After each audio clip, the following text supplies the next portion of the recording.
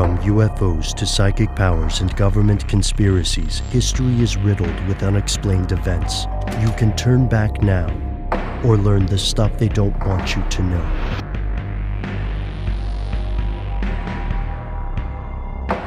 Here are the facts. On June 4th, 1968, Robert Kennedy won the California Democratic primary, and insiders believed he had a shot at becoming the next U.S. president. On June 5th, 1968, he was assassinated in the pantry of LA's Ambassador Hotel. An armed man named Sirhan Sirhan was quickly arrested and his .22 pistol confiscated. Sirhan's diaries contained compulsive messages about killing Robert Kennedy, and he'd even made a deadline before June 5th, 1968.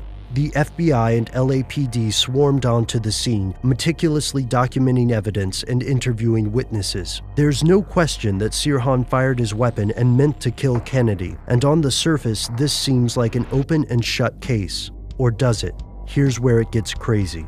While the U.S. court system has convicted Sirhan Sirhan of the murder, numerous sources argue that there's more to the case, and some of these conspiracy theories contradict each other. They can be roughly divided into two groups. The first group argues that Sirhan Sirhan was not the only gunman, and that he could not have fired all of the fatal shots. For example, Kennedy's autopsy showed a bullet wound behind his right ear, most likely fired from a very short range. Sirhan was several feet in front of Kennedy. The second group of theories argues that Sirhan was brainwashed. These theories specifically argue that Sirhan was hypnotized and committed the murders under the influence of the U.S. government or criminal organizations. There's no question that many sources have serious reservations about the official story. Not all of these concerns come from conspiracy theorists. Lawrence Teeter, one of Sirhan's attorneys, argued that Sirhan was out of position and out of range to fire the fatal shots. Some members of the LAPD involved with the murder have also acknowledged that a second gunman could have been present, and there were difficulties accounting for the paths of all the bullets. Today, the official explanation for the paths of these bullets is available on the FBI's website. Yet shortly after the murder, freelance photographs of a nearby door jamb showed 2 additional bullet holes. According to the LAPD, this door jamb had been destroyed after the initial investigation and was not available for further analysis. When asked to look into the possibility of additional bullets and, by implication, an additional gunman, the district attorney's office denied the request, calling it a fishing expedition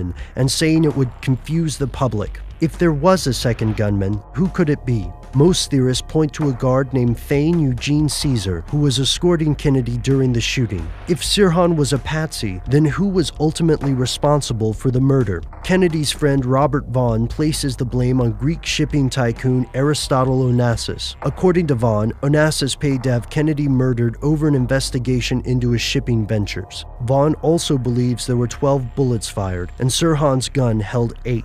Despite controversies over the bullets and witness statements, the court sentenced Sirhan to death. In 1972, California abolished the death penalty, and as a result, Sirhan Sirhan is still alive in prison today. His most recent appeal relies on the theory that he was hypnotically influenced. In short, it appears that a conspiracy theory has made it to court. For the mainstream, this case has been closed. Sirhan Sirhan, acting alone, killed Robert Kennedy.